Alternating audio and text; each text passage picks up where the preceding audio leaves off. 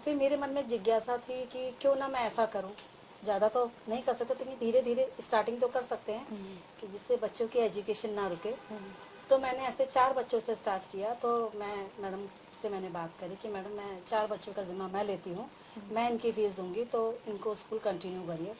तो फिर मेरे को पता चला, मैंने किसी डॉक्टर से बात करी तो उन्होंने बोला एक इंसान के आँखों की रोशनी से 6 इंसान देख सकते हैं, उसको 6 लोगों को रेटिना दी जाती है, आप ऐसा कर सकते हो। तो मुझे बहुत खुशी हुई। देखिए, अगर मैं खुश नसीब हूँ कि अगर मेरी 2 आंखों से अगर 6 लोगों को रोशनी मिलती है, तो इससे बड़ा भगवान ने जो हमें धरती पे भेजा, उससे बड़ा हम पुण्य क्या करके जाएंगे। आई डोनेट भी मैंने अपने बर्थडे के दिन किया था, आज से 9 साल हो गए हैं उसको। तो बोले अरे अभी से आप आंखें दान कर रहे हैं। तो मैंने एक चीज़ कहा, मैंने कहा सर आप गारंटी लेते हैं कि मैं यहाँ पर आई हूँ तो सुरक्षित अपने घर पर पहुँचूंगी। तो देखिए, जीने और मरने की कोई उम्मीद, कोई लिमिट नहीं होती है। बच्चा हो, बुजुर्ग हो, जवान हो, बुजुर्ग हो, कोई भी हो, तो कब किसका बुलावा आएगा कोई नहीं पता नहीं। इसलिए मैंने ये चीज भी कर डाली। नमस्कार, मैं नीरू भल्ला और आप देख रहे हैं यूट्यूब पर समाचार सच। और जैसा कि हमारी पहाड़ की मजबूत महिलाओं के ऊपर एक मुहिम है समाचार सच के द्वारा, तो आज इसी मुहिम में हमारे साथ जुड़ चुकी हैं एक और समाज सेविका, और नाम है उनका प्रियंका गोस्वामी। और हम ज्यादा समय लेते हुए ना आपका और उन्हीं से पूछते हैं कि उनके पारिवारिक जीवन और उनका आज तक का सफर। तो चलिए आज उन्हीं से मिलाते हैं। नमस्कार मैम, आपका समाचार सच में स्वागत है। और एक बार हमारे आपको ज्ञाति हुआ कि हमारी पहाड़ की मजबूत महिलाओं के ऊपर एक मुहिम है और उसमें आप भी एक सिलेक्टेड नाम थे। तो थोड़ा सा हमें अपने हमारे दर्शकों को बता दीजिए अपना जो आपका शुरुआती जीवन और पढ़ाई शिक्षा दीक्षा के बारे में। पहले तो धन्यवाद समाचार सच की टीम का, नीरू मैम और अजय सर का मैं धन्यवाद करना चाहूँगी इस कैमरे के माध्यम से। तो मैम शुरुआती समय तो बताऊंगी मैं। प्रदेश में हम 3 भाई बहन हैं, सबसे बड़ी मैं हूँ, मेरा छोटा भाई है, उसके बाद एक छोटी बहन है मेरी। हम तीनों की ही शादी हो चुकी है। पारिवारिक जीवन में तो ऐसा है कि मैं बहुत छोटी थी, 6 में पढ़ती थी, तो मेरी मम्मी एक्सपायर हो गई थी। तो उसके बाद काफ़ी सारे हमने संघर्ष किए जीवन में। तो पापा ने हमको पढ़ाया लिखाया, दोनों बहनों को, तीनों भाई बहनों को। उसके बाद मैं 17 साल की थी, तो 17 साल की एज में मेरी शादी हो गई थी। तो वैसे कहा जाए तो उस समय वो एज जो होती है नाबालिग होती है। तो 17 साल की एज में शादी हो गई थी। तो मैं उस समय 12th में थी, 12th करते ही मेरी शादी हो गई थी। तो एजुकेशन की बात कहूँगी, शादी के बाद फिर मेरा बेटा हुआ, फिर बेटी हुई। तो उसके बाद मैंने अपने कॉलेज की पढ़ाई कंपलसरी स्टार्ट करी, फिर मैंने उसके बाद वो पूरी करी पढ़ाई। तो ये आपका बचपन इसका मतलब बहुत संघर्षमय रहा, क्योंकि आप ही के ऊपर जब घर में महिला नहीं होती है तो फिर सबसे बड़े बच्ची हो तो उसी के ऊपर इसकी सारी जिम्मेदारी पड़ती है। तो फादर जॉब में थे? नहीं, फादर का बिजनेस था। बिजनेस था। तो फिर इसका मतलब भाई बहनों को संभालना तो और पढ़ाई भी करना। बिल्कुल। तो ये कैसे संभव कर पाते थे? कि मैम ये होता था कि वैसे मैंने कॉन्वेंट स्कूल से पढ़ाई कर रखी है। पापा का जो शिक्षा दीक्षा का था बहुत अच्छा था हमारे प्रति। हम 2 बेटियां थी, तो पापा ने कभी, बीच का भाई था, तो हम लोगों में बेटा बेटी का पहले कभी फर्क नहीं किया। तो हमेशा हमें जब सामने से बोलते थे तो बेटा करके ही बोलते थे। उसमें क्या होता था, जैसे 2 भाई बहनों का काशीपुर में मेरा मायका है, और वैसे अगर मूल निवास कहें तो पापा का घर, दादा दादी हमारे पहाड़ रानीखेत के हैं। रानीखेत आगे जगह है बगवाली पोखर की, और मेरा नैनीहाल है सुमेसर का। तो लेकिन पापा ने यहाँ गांधी स्कूल से ही पढ़ाई की है, एजुकेशन उनकी इंटर यहीं से हुई थी। तो उन यहीं से फिर पहाड़ शादी हुई। शादी होने के बाद उन्होंने अपना सेटअप बिजनेस वहाँ स्टार्ट किया काशीपुर। तो वहीं से वो स्थायी रूप में बन करके रह गए, वहीं ज़मीन मकान वहीं खरीदा। तो हमारी पैदाइश, पढ़ाई लिखाई, शादी वहीं से हुई। तो उसमें क्या होता था, मैं बड़े होने के नाते अपने भाई बहनों को स्कूल अपने साथ में लेके जाती थी। जाड़ों के दिन थे, मुझे अभी भी याद है कि 12 दिसंबर था जब मेरी मम्मी एक्सपायर हुई थी। तो हम लोगों को इतना मतलब, मेरे को तो फिर भी थोड़ा सा अकल थी, तो मैं 10-11 साल की थी। 2 जो छोटे भाई बहन थे तो उनको इस चीज़ का मतलब वो नहीं था कि मम्मी चली गई हैं, एक्सपायर हो गई हैं।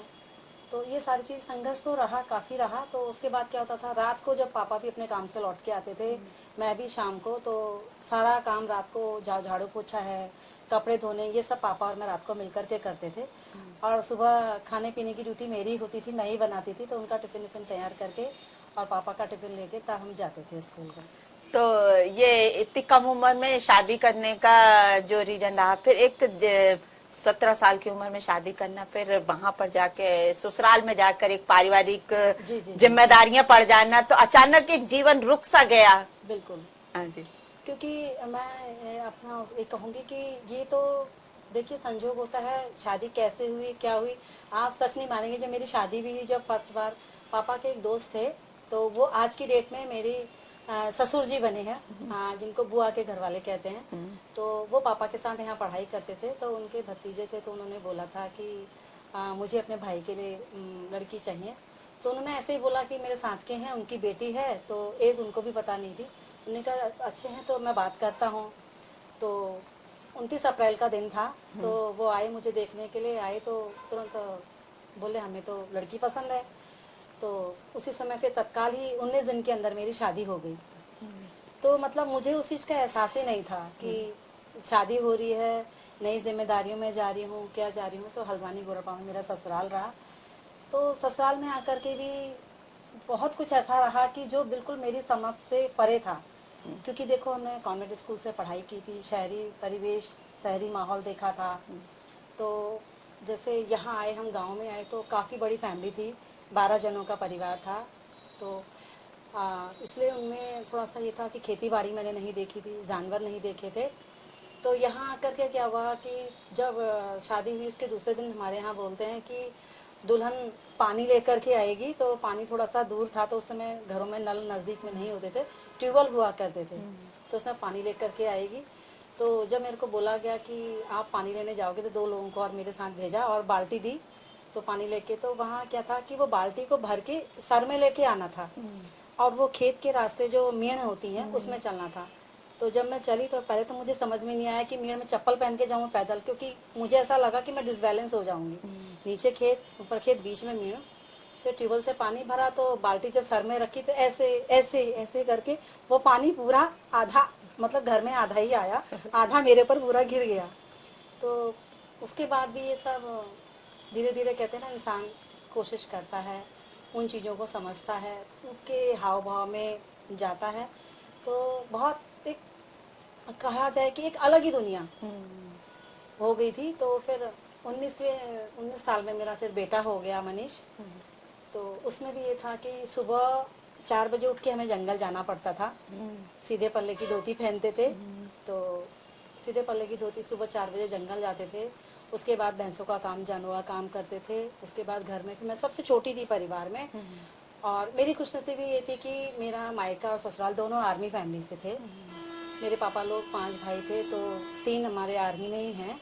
और यहाँ भी ससुराल पक्ष से मेरे ससुर जी आर्मी वाले थे, हमारे बड़े भाई साहब आर्मी वाले हैं, भतीजे मेरे एयरफोर्स में लेफ्टिनेंट हैं, उनकी बहुएं भी एयरफोर्स में लेफ्टिनेंट हैं। तो ये सारा जीवन रहा, और काफ़ी सारे संघर्ष इतने किए कि धीरे धीरे समझते रहे, चलते रहे। तो कुछ चीज़ें ये होती थी, जब खेत में काम करने जाते थे तो ये समझ में नहीं आता था कि प्याज के पत्ते कैसे होते हैं, लहसुन के पत्ते कैसे होते हैं। कि शहरों में तो हमने नीचे की जड़ देखी थी, ऊपर की चीजें नहीं देखी थी। तो कई बार डांट भी खाते थे, अरे तुमसे लहसुन के पत्ते मंगाए थे, प्याज के पत्ते क्यों लेके आए। तो कई बार ऐसा भी हुआ है, बहुत सारा संघर्ष किया है। तो इस पारिवारिक जीवन से फिर धीरे धीरे ढलते गए आप, उससे बच्चे भी हुए, फिर आपके बड़े हुए होंगे, फिर इस क्षेत्र में कैसे आना हुआ? तो इस क्षेत्र में मैम आने का ये था कि जब फिर उसके बाद मेरी बेटी हुई। बेटी होने के 3 साल बाद फिर मैं स्कूल में जॉब किया, ICD विभाग में मैंने जॉब की, वहाँ मेरा सिलेक्शन हुआ। तो उसके बाद भी खेती बाड़ी काम सब मेरा ऐसे ही चलता रहा। सुबह 4 बजे जंगल जाते थे, वहाँ से आके 2 भैंसों का दूध लगाती थी। फिर बच्चे कॉन्वेंट स्कूल में पढ़ते थे, तो बच्चों का टिफिन तैयार करना। 7 बजे हमारी बस आ जाती थी बच्चों की, फिर बच्चों को भेजना, फिर अपना नहाना धोना, फिर 8 बजे अपने स्कूल जाना, फिर वहाँ से दिन में 1 बजे घर आना, उसके बाद खाना बनाना।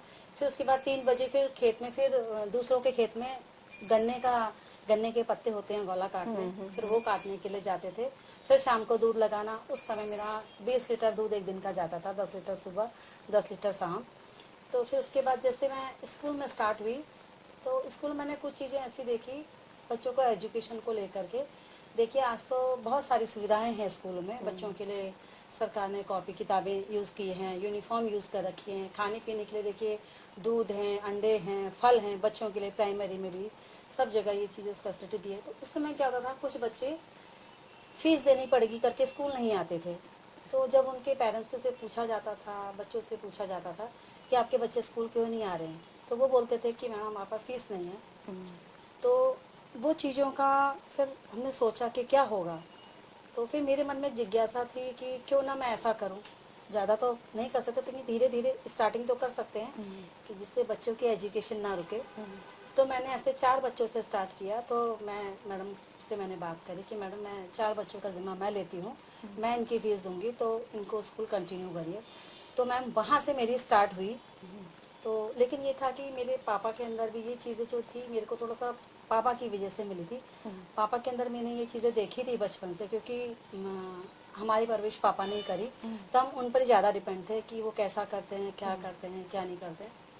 तो ये सारी चीज़ें सोशल फिट की हमारे उससे आई। फिर धीरे धीरे फिर एक मेरे स्कूल में एक बच्चा था, उन्होंने एडमिशन कराया और वो बच्चा एडमिशन करा के स्कूल नहीं आया।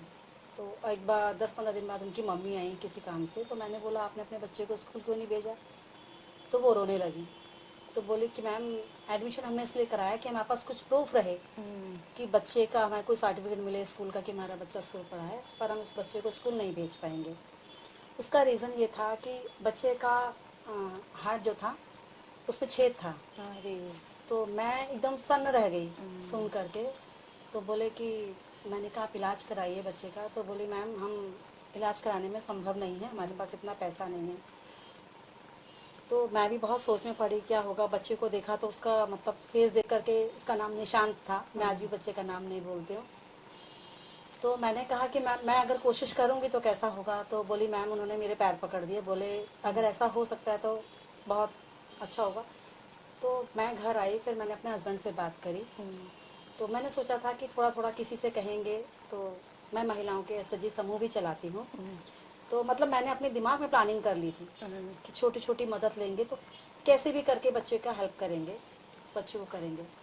तो उस बीच में हमारे आईटीओ कार्यकर्ता थे गुरविंदर सिंह चड्ढा जी। उनसे मैं हर बात उनसे बहुत राय लेती थी। यही मंगल पाव पे उनकी दुकान थी जी। तो वो अब एक्सपायर हो चुके हैं। मुझे उनकी जाने का बहुत दुख है क्योंकि काफ़ी सपोर्ट किया था। तो मैंने उनसे उनका केस डिस्कस किया, निशांत का सारे डॉक्यूमेंट्स लेके गए। तो उन्होंने कहा तो टेंशन मतलब देखते हैं क्या होता है। फिर सुषमा तिवारी बच्चों को लेकर गए, पूरी रिपोर्ट फाइनल करी। तो उन्होंने कहा हाँ ये चीज़ बच्चे का है और इसमें इतना खर्चा आएगा। तो फिर हमने प्लानिंग करी, विधायक जी से बात करेंगे कैसे करके थोड़ा हम करेंगे, थोड़ा ऐसे करके बात करी। तो 3 दिन हमारी ये मशक्क़त चलती रही। उसके बाद फिर अचानक ही गुरविंदर सिंह चड्ढा जी का शाम को फ़ोन आया कि प्रियंका इस बच्चे को फोर्टिस हॉस्पिटल देहरादून ने गोद ले लिया है, इसका फ्री इलाज होगा। तो समझो मैं खुशी की मारे रो पड़ी कि मतलब जो मैं वादा मैंने उस बच्चे से किया था। 3 दिन से मैं सो नहीं पा रही थी। मेरा पहला ऐसा केस था कि मैंने कह तो दिया, मैं उस बच्चे को कैसे मतलब उसको करूँगी। तो आज की डेट में वो बच्चा 7th क्लास में पढ़ता है। उस समय कितना खर्चा बता रहे थे? उस समय 4 लाख बता रहे थे। तो लेकिन फोर्टिस अस्पताल में टोटल उनका खर्चा खाली अपने रहने खाने का आया, जो उनके साथ में उसके पापा थे। बाकी बच्चे का इलाज सारा फ्री हुआ। तो बस ये कारवा चलता रहा। फिर रागनी आई, फिर एक बंगाली आमा आई, बहुत सारे ऐसे चीज़ें आई कि ये कारवा फिर सिलसिला चला नहीं, फिर निरंतर चलता ही रहा। यहाँ सोशल वर्क शुरू हो गया। यहाँ से बस ये जुनून चलता रहा। तो फिर ये दोनों का आप कैसे मतलब दोनों तालमेल बिठाना बड़ा मुश्किल होता है क्योंकि बच्चे भी उस समय इतने बड़े नहीं होंगे। जी जी। हाँ तो तालमेल बैठाने का मतलब ये था कि मेरे हस्बैंड का सपोर्ट बहुत था। जो आज मैं यहाँ पर हूँ मैं अपने हस्बैंड की वजह से हूँ। पर कहते हैं ना जीवन जो है संघर्षों का नाम ही जीवन होता है। संघर्ष से ही जीवन चलता है। कभी खुशी कभी गम ये ज़िंदगी में लगा रहता है। तो उनका बहुत बड़ा सपोर्ट था। अगर मैं हमारी मीटिंग होती थी या मुझे फील्ड में जाना पड़ता था, मैं महिला अधिकार मंच से महिलाओं के बीच में भी बहुत सारा काम कर चुकी हूँ। पहाड़ों पे महिलाओं के साथ जो ग्राम प्रधान, वार्ड मेंबर, एसएचजी जो महिलाएं अब चलाती हैं, तो उनको उस समय जानकारी नहीं होती थी। तो सरल संस्था के द्वारा मैंने इस पर भी बहुत पैदल जाना पड़ता था, 3-3, 4-4 किलोमीटर। तो वहाँ पे भी जा कर के महिलाओं की काउंसलिंग करी, उनको उद्देश्य उनके बताए, क्योंकि क्या होता है ग्राम प्रधान वार्ड मेंबर महिलाएं क्षेत्र में बन के तो आ जाती हैं, क्योंकि लेकिन वो कभी पर्दे से बाहर निकली नहीं बिल्कुल, होती बिल्कुल। हैं, घर के दायरे से बाहर निकली नहीं होती हैं। उनके हस्बैंड जी सारे ये काम संभालते हैं। बिल्कुल बिल्कुल। तो इसलिए उनकी हम कार्यशाला करते थे, उनके साथ में जाते थे, एसएचजी का मतलब समझाते थे, उनकी छोटी छोटी बचत करवाते थे। तो बहुत सारे ऐसे हमने मिलकर के काम किए हैं महिला अधिकार मंच के द्वारा भी। तो ये सारी चीज़ें चलती रही। तो उसके बाद फिर एक दिन ऐसे ही एक ब्लाइंड बच्चे को देखा, तो मैं सोचने लगी उनको देख करके कि यार ये क्या होता है, मतलब भगवान ने कुछ ना कुछ कमी इंसान के अंदर बनाई है। परिपूर्ण तो कुछ भी नहीं है मैम, परिपूर्ण तो मैं भी शायद नहीं होगी, मेरे अंदर भी कुछ ना कुछ कमी होगी। तो ऐसे ब्लाइंड बच्चों को देख करके भी एक आया, तो मैं ब्लाइंड स्कूल में भी जाती रहती हूँ, श्याम सिंह ध्यानक जी का गौला पार में। तो एक दिन ऐसे ही कुछ ना कुछ नया फितूर रहता है दिमाग में करने का। तो मैं अपने घर में आई, तो मैम जब अपने घर में इंसान होता है तो उसको पता होता है यहाँ पर सोफा है, यहाँ पे टेबल है, यहाँ पे टीवी है, यहाँ पर बेड है। तो मैंने अपने घर के अंदर प्रैक्टिस करी, मैंने अपनी आंखें बंद करी और मैंने चलने की अपने अंदर कोशिश करी। मुझे पता है कि यहाँ पर सब कुछ है, मैंने कोशिश करी चलने की। तो मैम आप यकीन नहीं मानेंगे, मैं जितनी बार चली उतनी बार किसी न किसी चीज़ से टकराई, कभी कुर्सी से, कभी बेड से। तो मैं बहुत ताज्जुब हुआ मुझे कि मैं अपने ही अंदर इन चीज़ों से टकरा रही हूँ, जबकि मैं रोज इन चीज़ों को जानती हूँ, यहाँ पर ये चीज़ें हैं। तो मैंने कहा जो ये बच्चे ऐसे हैं उनका कैसे जीवन होता होगा, कैसे क्या करते होंगे। भगवान की इतनी हरी भरी दुनिया है, इतनी रंगीन दुनिया है, वो इस दुनिया को देख नहीं पा रहे हैं। तो बड़ा अंदर से मन कचोटता था, मतलब कोई चीज को बात को पकड़ के मैं जुनून सवार हो जाता था कि ये क्यों नहीं हो सकता है, और पूरे जड़ तक जाती थी मैं इसको सोच के। तो मैंने एक दृढ़ निश्चय ले लिया, किसी से सलाह मशवरा किया, फिर काफ़ी इस पर सर्च किया कि अगर ऐसा हो सकता है तो क्या हो सकता है। तो फिर एक जुनून सवार हुआ कि मैंने अपनी आंखें दान करनी है। देखिए शरीर हमारा है, मरने के बाद हम मिट्टी हो जाएंगे, जला देना है इंसान ने, तो वहाँ पर जितनी भी चीजें हैं ये सब जल जानी है। देखिए हम भगवान के घर से आए, हम कुछ नहीं लेके आए, खाली हाथ आए। तो हम भगवान के घर से जा रहे हैं तो भगवान ने इतना कुछ दिया है, पता नहीं मेरी एज कितनी होगी, आज मैं 44 कंप्लीट हुई, तो आगे पता नहीं मेरी एज कितनी होगी। तो इसलिए मैं क्यों ना ऐसा करके जाऊं। तो फिर मेरे को पता चला, मैंने किसी डॉक्टर से बात करी, तो उन्होंने बोला एक इंसान के आंखों की रोशनी से 6 इंसान देख सकते हैं, उसको 6 लोगों को रेटिना दी जाती है, आप ऐसा कर सकते हो। तो मुझे बहुत खुशी हुई। देखिए अगर इंसान, मेरे पास 2 आंखें हैं तो मैं उतना ही देख पा रही हूँ, अगर मेरे एक आंख में रोशनी होगी तो इंसान उतना ही देख पाएगा। मैं खुश नसीब हूँ कि अगर मेरी 2 आंखों से अगर 6 लोगों को रोशनी मिलती है, तो इससे बड़ा भगवान ने जो हमें धरती पे भेजा, उससे बड़ा हम पुण्य क्या करके जाएंगे। तो इस मुहिम को मैंने ऐसा किया। उसके बाद फिर उन्होंने बोला एसएसएस का प्रोसीजर है, वो फॉर्म भी हमारे सड्डा जी ने मेरे को उपलब्ध कराया, उसमें गारंटर भी वही मेरे रहे। तो बोले कि एक आपके परिवार के सदस्य को भी होना ज़रूरी है, तो एक मेरे हस्बैंड थे उसमें गारंटर। उसके बाद भी जब हम ये एसडीएम कोर्ट में जब हम वो कागज़ लेकर के गए, तो वहाँ पर एप्लीकेशन लिखा रहे थे, तो बोले मैम अरे आपने आंखें दान करनी है, अभी से आंखें दान करनी है, आज आंखें। और आई डोनेट भी मैंने अपने बर्थडे के दिन किया था, आज से 9 साल हो गए हैं उसको। तो बोले अरे अभी से आप आंखें दान कर रहे हैं। तो मैंने एक चीज़ कहा, मैंने कहा सर आप गारंटी लेते हैं कि मैं यहाँ पर आई हूँ तो सुरक्षित अपने घर पर पहुँचूंगी। तो देखिए जीने और मरने की कोई उम्मीद, कोई लिमिट नहीं होती है। बच्चा हो, बुजुर्ग हो, जवान हो, बुजुर्ग हो, कोई भी हो, तो कब किसका बुलावा आएगा कोई नहीं पता नहीं। इसलिए मैंने ये चीज भी कर डाली।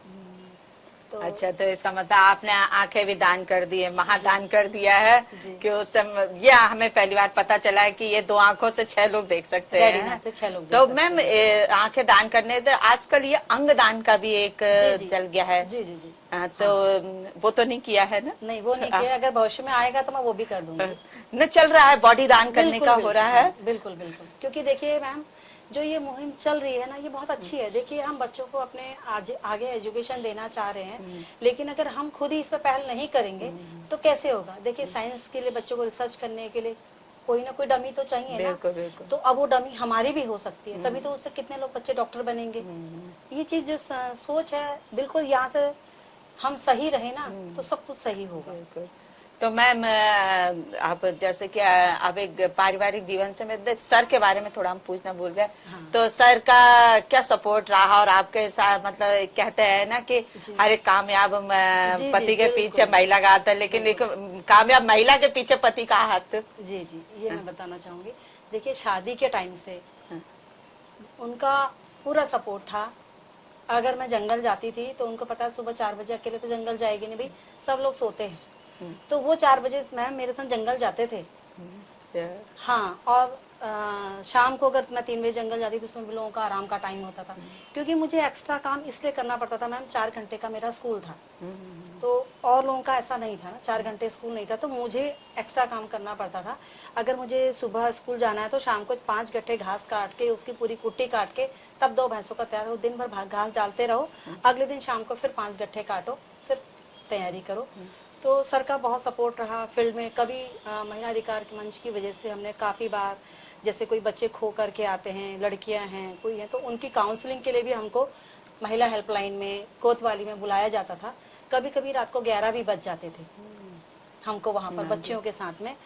तो वहाँ पे हस्बैंड मुझे खुद लेने आते थे, रात को ऑटो नहीं मिलेगा, सवारी नहीं मिलेगी तो कैसे आएंगे। तो ये चीज़ों का सपोर्ट बहुत रहा। तो मेरे संग कहते हैं ना, जिसके ज़िंदगी में संघर्ष रहता है तो शायद भगवान ने पता नहीं क्यों इतना संघर्ष के लिए चुना है, या भगवान ने मुझे ऐसा क्या समझा कि इतना मजबूत समझा। तो 2017 में हस्बैंड की भी मेरी डेथ हो गई 5 अगस्त को ब्रेन हेमरेज के अटैक से। तो वो साथ वहीं पर छूट गया। तो ये चीज़ें होती हैं, पर वो संघर्ष जो था उस समय तो समझ लो कि हमारी दुनिया खत्म हो चुकी थी। पर साल भर तो हम सोचे जिंदगी जीना भूल गए थे कि जिंदगी कैसे जी जाती है, आगे कोई आप क्या होगा, कैसे होगा। फिर लेकिन स्ट्रगल, क्योंकि कहते हैं ना बचपन से शायद हमको वो स्ट्रगल हमने देखा है, तो बस स्ट्रगल चलता रहा। साल भर बीता, 6 साल बीते, आज 6 साल होने को जा रहे हैं। बस अपनी वही लाइन है, वही संघर्ष है। तो बस मेरी रीढ़ की हड्डी मेरे 2 बच्चे बने हुए हैं। आज जो साथ मेरा हस्बैंड देते थे वही मेरा बेटा बेटी देते हैं। अब बेटा मेरे साथ खड़ा है, बेटी तो आईटी में निकल के बाहर अहमदाबाद सेट हो चुकी है, और बेटा अभी पढ़ाई कर रहा है। तो अब मेरी रीढ़ की हड्डी बेटा बना हुआ है, बस परछाई की तरह आगे पीछे, जहाँ जाना है, जहाँ करना है, साथ में वही रहता है। देखिए, जो आप लोगों के साथ अच्छा करते हो, तो ये आपके कहते हैं ना कि संतान सुख जिसे बोलते हैं, संतान सुख तो मिलता है, लेकिन संतान से सुख होना ये भी एक बहुत बड़ी बात है। तो वो आपको मिल रहा है। ये नहीं कहिए कि आपको में संघर्ष खत्म हुआ, ये संघर्ष ये तो देखिए, हम इंसान जीवन में आए हैं तो हमें ये हमारे लिए लिखा हुआ है। तो मैम, कभी कभी हमारे जीवन में हम इतना लंबा सफर करा हमने, तो लेकिन इस बीच में कोई ऐसा कभी आपके साथ यादगार पल हुआ होगा? हालांकि अच्छे बुरे तो सभी के साथ होते, लेकिन जो एक दिल को छूने वाला पल मैम एक हुआ कि मैं वृद्ध महिलाओं के लिए भी काम करती थी। तो काफी वृद्ध आश्रम है हमारे यहाँ, कुष्ठ आश्रम है, श्याम सिंह धानिक जी का एक आश्रम था। वो 5-6 महिलाओं को उन्होंने रखा था। फिर उसके बाद वो आश्रम में चली गई, तो 2-3 लोगों का तो पता चला, तो उनको घर भी भेजा गया। उसमें आपको एक बताऊंगी दिल को छूने वाली। तो वहाँ एक बंगाली आमा थी। तो वो बंगाली आमा वहाँ से हमको सुशीला तिवारी से मिली थी। तो सुशीला तिवारी की सुपरिटेंडेंट ने उन्होंने मुझे फ़ोन किया था कि मैम अगर आप कहीं आश्रम जानते हो तो आप इनको वहाँ पर ले जा सकते हैं, इनका आगे पीछे कोई नहीं है, 1.5 महीने से यहाँ हॉस्पिटल में एडमिट है, अब ठीक हो चुकी हैं। ठीक है, हमने दानी जी से संपर्क किया, तो हम वहाँ गए, आमा से मिले। तो उनकी बोली भाषा हमें समझ में नहीं आती थी। तो उनकी बोली भाषा समझने में बहुत दिक्कत होती थी, क्योंकि बंगाली हम बिल्कुल नहीं समझ पाते थे। तो बाद में उनकी काउंसलिंग करवाई, बंगाली किसी को महिला को ढूंढा, तो उनसे बातचीत हुई।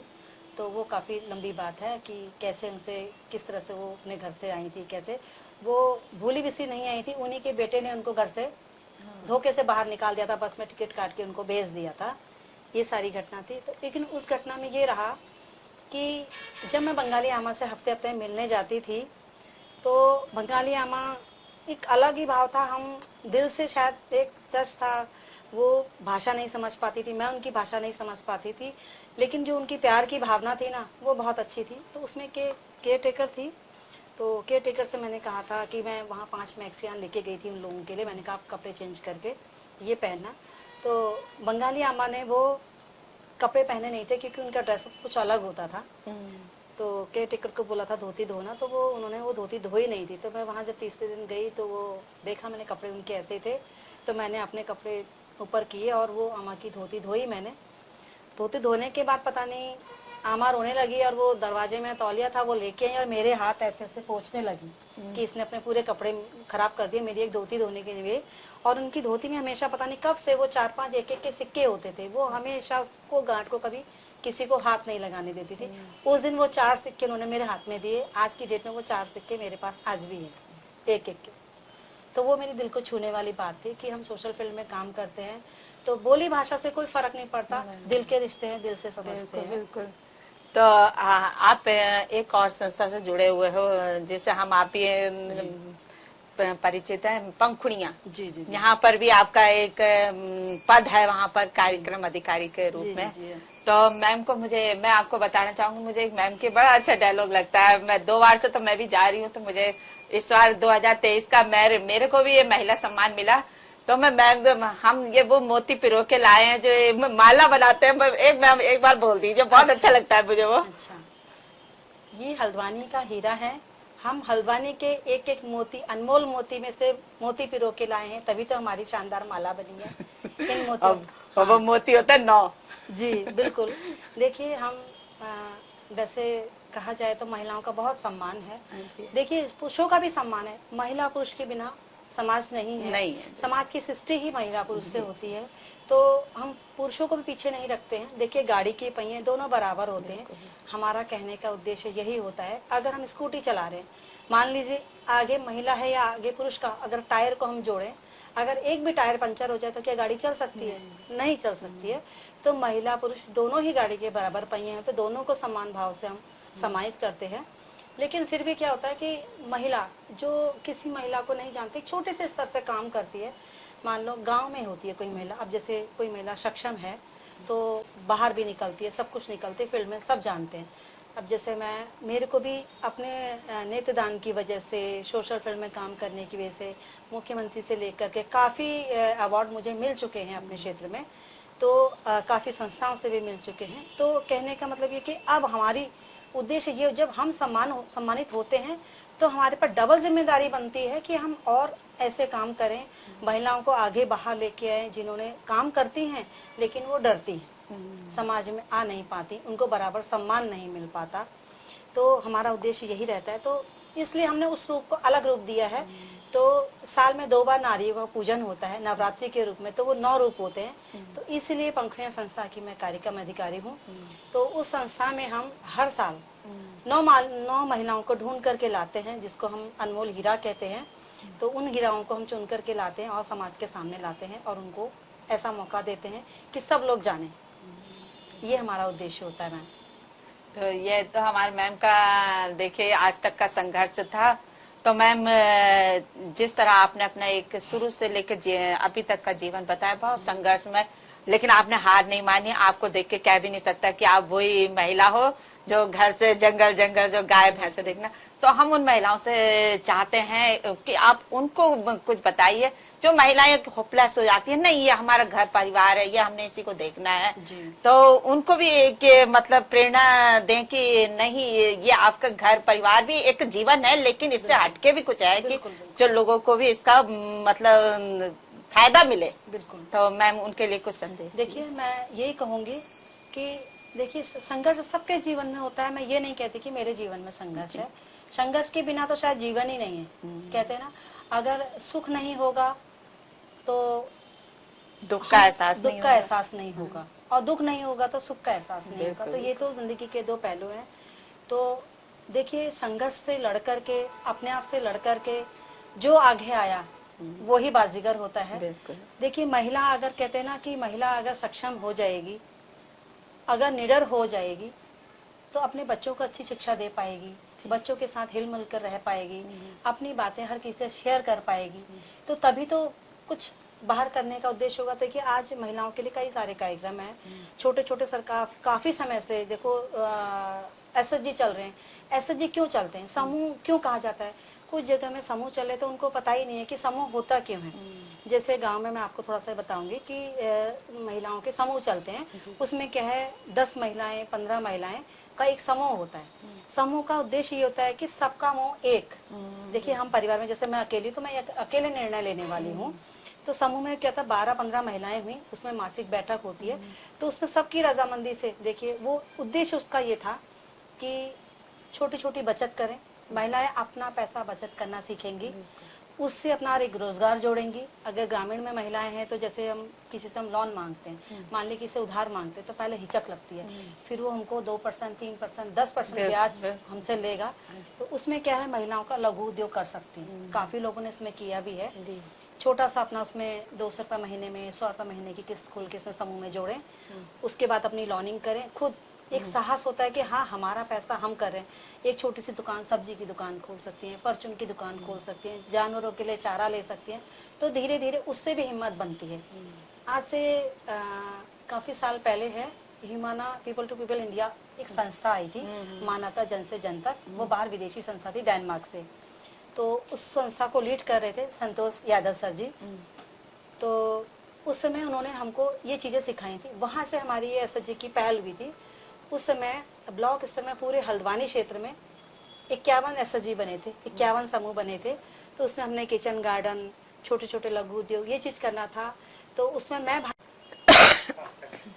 भाग्यशाली थी कि उसमें 51 फतेहपुर, लामा चौड़, हल्द्वानी ब्लॉक, चोरगलिया, फतेहपुर, सब जगह से मेरा एसएचजी फर्स्ट आया था। तो उसमें विदेशी संस्था में डेनमार्क में किताब छपी थी, तो उसमें मेरी पूरी जीवनी छपी थी। तो ये चीजों का जब हम कर सकते हैं तो और महिलाएं क्यों नहीं कर सकती हैं? सब महिलाएं कर सकती हैं, बस ये है कि अपने अंदर हिम्मत जगाने की जरूरत है, अपने को अपने अंदर का डर निकालने की जरूरत है, बस। धन्यवाद मैम। तो देखिए आज हमारे साथ ये प्रियंका मैम थी, और देखा आपने किस तरह हिम्मत करके वो आज इस क्षेत्र में, इस मुकाम में पहुंची है। और देखिए हमें हिम्मत नहीं हारनी है, इसी तरह हमें आगे बढ़ते जाना है। और जैसे कि हम चाहते हैं कि हमारे दर्शक अगर हमारे साथ जुड़ना चाहते हैं, अगर किसी तरह की भी आपसे कोई आप एक्सपेक्टेशंस करते हैं, तो आप अपने कमेंट्स करके बता सकते हैं। तो अगर आपने हमारे चैनल अभी तक सब्सक्राइब नहीं किया है तो सब्सक्राइब कीजिए, लाइक कीजिए और हमारे साथ इसी तरह जुड़े रहिए। धन्यवाद।